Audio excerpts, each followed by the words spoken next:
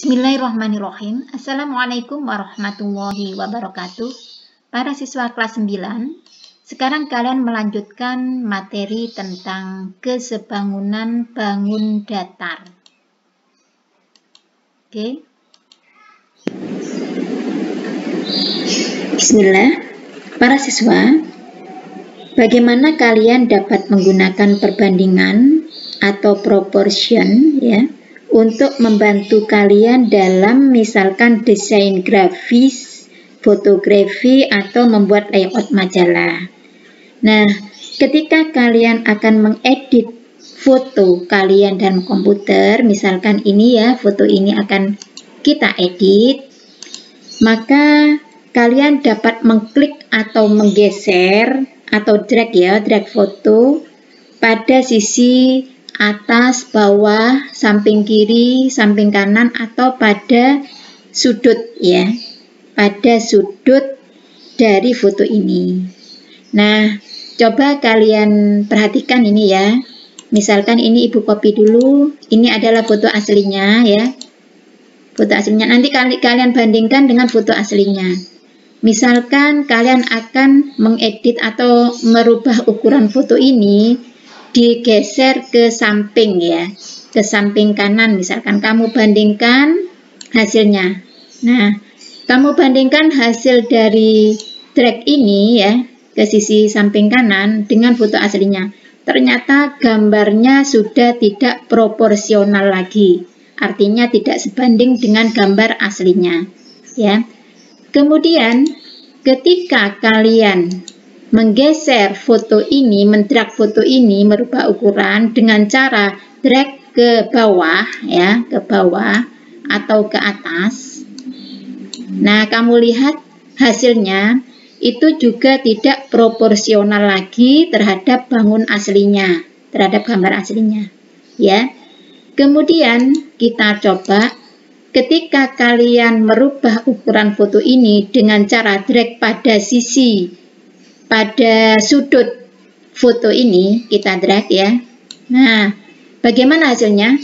Iya, bagus. Hasilnya adalah proporsional ya para siswa ya, sebanding dengan gambar aslinya. Inilah satu contoh penerapan dari konsep kesebangunan. Lanjut, ini dari foto aslinya para siswa ya. Kemudian ini adalah hasil drag foto pada sudut foto. Ini adalah yang dikatakan sebagai bangun yang sebangun ya. Kemudian yang ini adalah drag hasil foto ke samping, di drag ke samping. Ternyata tidak sebangun atau tidak proporsional. Dan yang ini adalah di drag ke bawah juga tidak proporsional dengan ini. Sehingga kalau kalian ingin mendapatkan foto atau dalam merubah ukuran foto dari yang asli ke sesuai dengan kemauan kalian, maka hendaklah kalian mendrag itu di ujung sudut foto ya.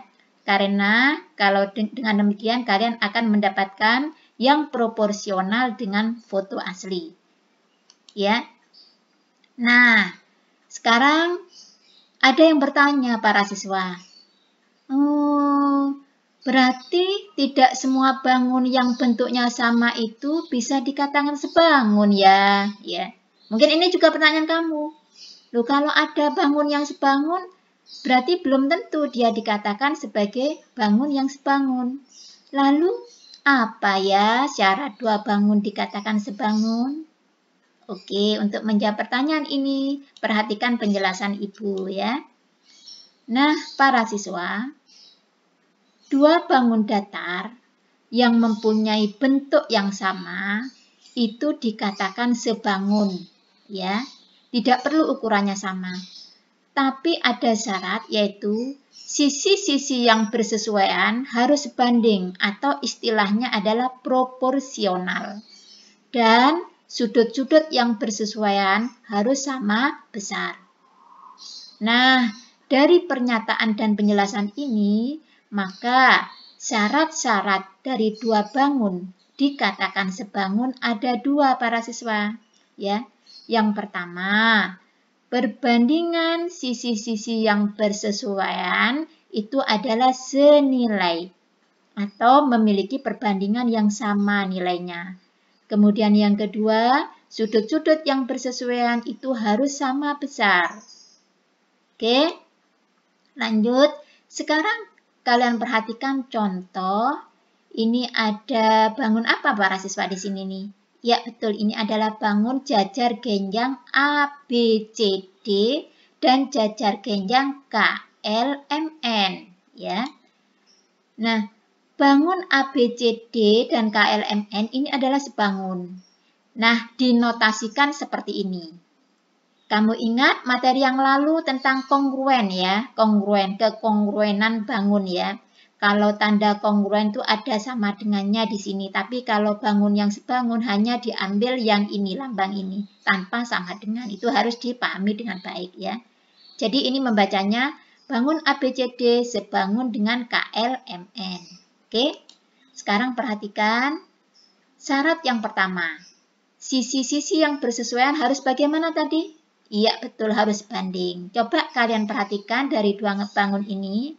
Nah, sisi AB ini nanti bersesuaian dengan KL, sehingga, nah ini ya, kemudian sisi BC juga bersesuaian dengan sisi ML. Ya, kemudian sisi CD bersesuaian dengan sisi mana? MN, ya bagus. Ini saling bersesuaian ya. Kemudian sisi DA bersesuaian dengan sisi KN atau NK ya. Kemudian karena bersesuaian dan dia sebangun, maka nanti AB per KL ya. Jadi ini AB per KL sama dengan BC per LM sama dengan CD per MN sama dengan AD per KN. Jadi nanti ini perbandingannya kalau dimasukkan harganya itu harus sama para siswa. Harus sama. Kalau misalkan 2/1 ya semuanya harus 2/1 semua. Maka ini dikatakan sebangun kalau punya syarat seperti ini ya. Kemudian syarat kedua, sudut-sudut yang bersesuaian itu harus sama besar. Contohnya ini, sudut A bersesuaian dengan sudut K ya. Maka besar sudut A harus sama dengan besar sudut K.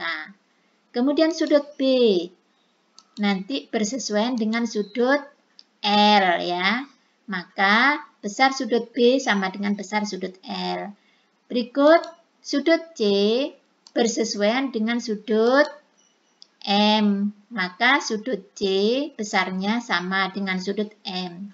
Dan yang terakhir, sudut D berkesesuaian dengan sudut N, sehingga besar sudut D sama dengan besar sudut N. Nah, inilah syarat dari dua bangun dikatakan sebangun ya. Nah, sekarang perhatikan contoh soal. Mengidentifikasi dua bangun sebangun. Bagaimana sih soalnya? Seperti ini para siswa ya. Perhatikan gambar di bawah ini. Manakah pasangan persegi panjang yang sebangun? Nah, di sini ada 3 persegi panjang. Ada persegi panjang ABCD, persegi panjang EFGH, dan persegi panjang JKLI. Ya, perhatikan ya cara memberi nama. Kalau mulai dari panjang ini harus ABCD, EFGH. Ini JKLI, jangan IJKL ya, tapi JKLI. Oke. Nah, caranya bagaimana? Ini berikut penyelesaiannya ya. Nah, yang pertama, kalian harus periksa dulu sudut-sudut yang bersesuaian ya. Perhatikan, ketiga bangun ini kan berbentuk persegi panjang para siswa. Maka jelas besar setiap sudutnya itu adalah 90 derajat. Ya kan, ini kan sifatnya persegi panjang seperti itu. Sehingga sudut-sudut yang bersesuaian pastilah sama besar. Berapa derajat? Iya, bagus, yaitu 90 derajat. Sehingga untuk sudut ini pasti sudah bersesuaian sama besar ya. Sekarang tinggal memeriksa sisi-sisi yang bersesuaian, ya para siswa ya. Jadi, periksa perbandingan sisi-sisi yang bersesuaian. Nah, caranya bagaimana? Pertama, kamu ambil ya, atau kamu periksa dua persegi panjang ya. Pertama ini dulu, persegi panjang ABCD dengan EFGH. Ini kita selidiki, apakah dia itu sebangun ya. Karena tadi kalau sebangun dia harus mempunyai perbandingan sisi yang sama ya. Nah, kita cek, kita periksa. Yuk kita periksa ya. Yang pertama ya. Untuk sisi AB ini kan bersesuaian dengan EF ya para siswa. Sama-sama panjang, unsur panjang ya. Jadi AB per EF itu sama dengan CD per HG atau GH ya kan. Jadi 12/8 ya. Sama dengan 3/2, sama-sama dibagi 4 ya.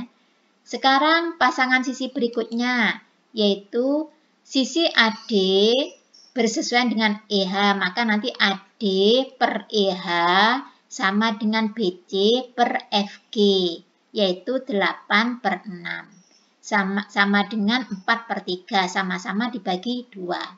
Nah, perhatikan perbandingannya para siswa. Yang ini perbandingannya 3/2, yang ini 4/3, sama enggak? Iya, bagus, tidak sama ya. Karena tidak sama, otomatis ini kesimpulannya persegi panjang ABCD dengan persegi panjang EFGH tidak sebangun ya. Tidak sebangun. Kenapa? Karena perbandingan sisi-sisi yang bersesuaian tidak senilai ya. Paham ya? Jadi senilai kalau ininya sama ya. Kalau dihitung ini sama.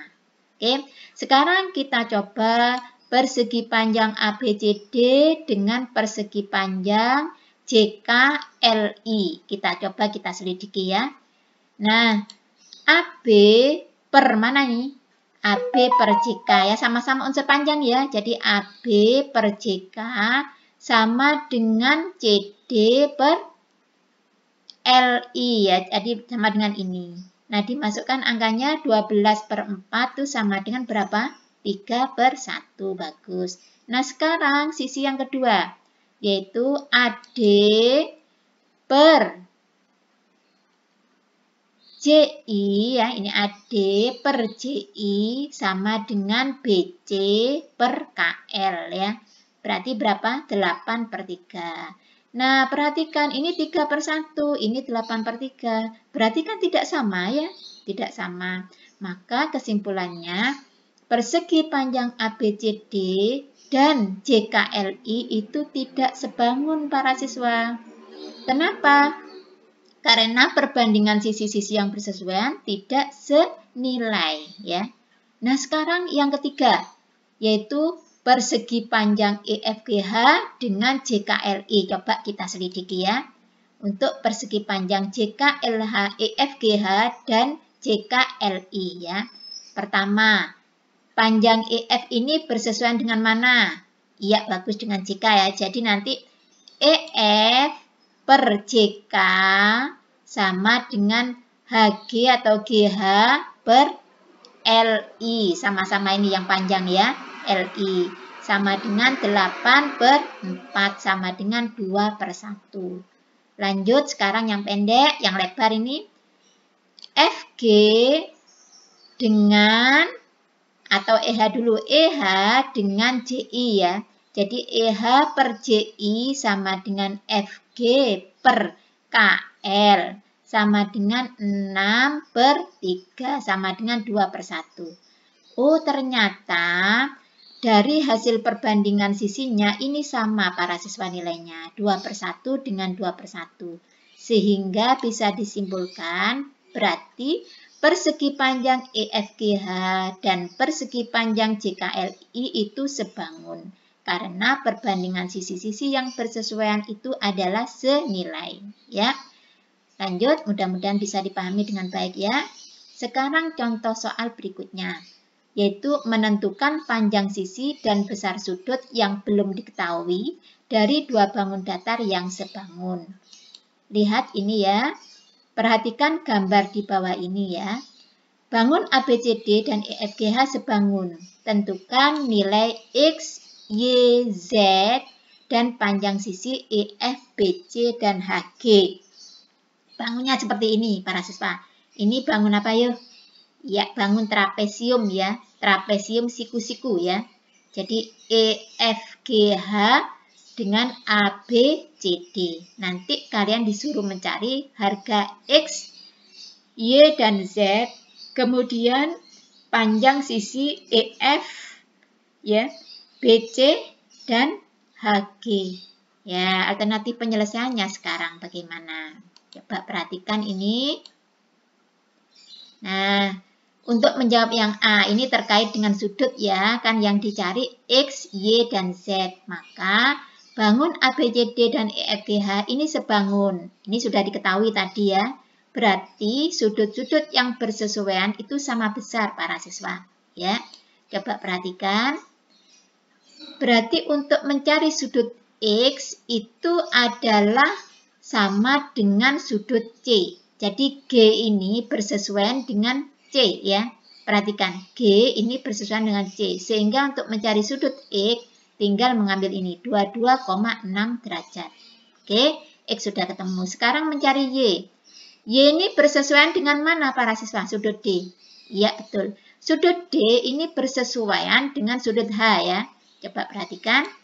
Ya, sudut D itu bersesuaian dengan sudut H, sehingga mencari sudut Y caranya sama dengan mencari besar sudut H ya. Caranya bagaimana? Nah, caranya nanti mencari sudut Y itu adalah ini adalah sudut Y dengan 22,6 ya derajat. Ini adalah pasangan sudut yang apa?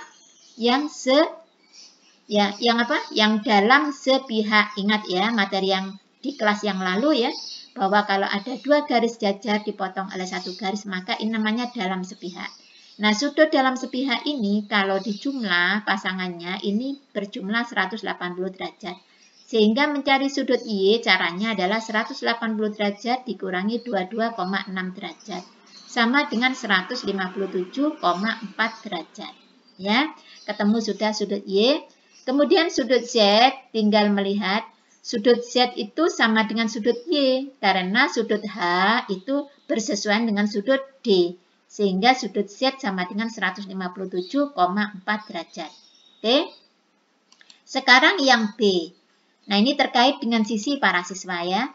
Jadi perhatikan, ini mencari panjang apa tadi? EF ya. Kemudian HG atau GH dan mencari panjang BC. Oke. Sekarang cara mencari panjang EF. Nah, perhatikan. EF ini bersesuaian dengan mana para siswa? Ya, EF itu bersesuaian dengan AB. Jadi nanti untuk mencari panjang EF itu, maka nanti dibandingkan ya. Jadi EF per AB karena bersesuaian ya. Itu sama dengan FG per BC. Jadi FG ini bersesuaian dengan BC, sehingga FG per BC sama dengan HG per CD sama dengan EH per AD ya. Kemudian dimasukkan nilainya ya. EF ini tidak diketahui. Kemudian AB dimasukkan 16. Kemudian FG dilihat dalam gambar ini 20, diganti 20 ya, per BC ini tidak diketahui, sama dengan HG juga tidak diketahui, dan CD adalah CD, ya D ya, 20, kemudian CD-nya 20 ya, ini CD 20, ya, sama dengan EH itu 15, AD berapa? AD 20. Ya, sama dengan 3 per 4. Ya. Ini CD ini tidak diketahui ini ya. Ini CD tidak diketahui. Mohon maaf ya, ini salah. CD tidak diketahui ya. Jadi yang benar ini. Nah, sekarang kita coba sekarang mencari EF. Nah, untuk mencari panjang EF ini kamu mengambil perbandingan EF per 16 dengan ini. 3/4 ya. Jadi kamu ambil ini supaya bisa dicari nilai EF. Jadi nanti EF per 16 sama dengan 3/4 ya. Jadi dalam mencari panjang sisi itu kamu ambil 2 perbandingan. Dari 4 perbandingan ini kamu ambil 2 perbandingan. Jadi ini dengan ini. EF per 16 sama dengan 3/4. Maka mencari EF caranya adalah 3/4 kali 16. Yaitu ini bisa ditisik 4 dengan 16 ya. Sama-sama dibagi 4. Nanti ini menjadi 4, berarti 3 kali 4 adalah 12 cm. Sehingga panjang EF sama dengan 12 cm. Sekarang yang kedua adalah mencari panjang BC. Nah, untuk mencari panjang BC, kalian tinggal mengambil 20 per BC ya. Dengan 3/4 ini yang diambil ya. Jadi 20 per BC sama dengan 3/4, maka mencari BC sama dengan 20 kali 4/3 ya. Atau bisa dengan cara mengalihkan silang ini. Jadi nanti caranya seperti ini. Sehingga sama dengan 20 kali 4 adalah 80 per 3 sama dengan 26 2/3 cm. Ya. Kemudian yang terakhir mencari panjang HG ya. Mencari panjang HG per 20 sama dengan 3/4 ya. Jadi ini panjang CD ini juga 20 para siswa ya. Ini diketahui 20 ya. Ini diketahui seharusnya ini 20. HG per 20 sama dengan 3/4, maka HG sama dengan 3/4 kali 20 ya. 3 kali 20 adalah 60 per 4 sama dengan 15 cm. Demikian para siswa, semoga bisa dipahami dengan baik ya. Alhamdulillah. Ibu akhiri sekian dulu. Assalamualaikum warahmatullahi wabarakatuh.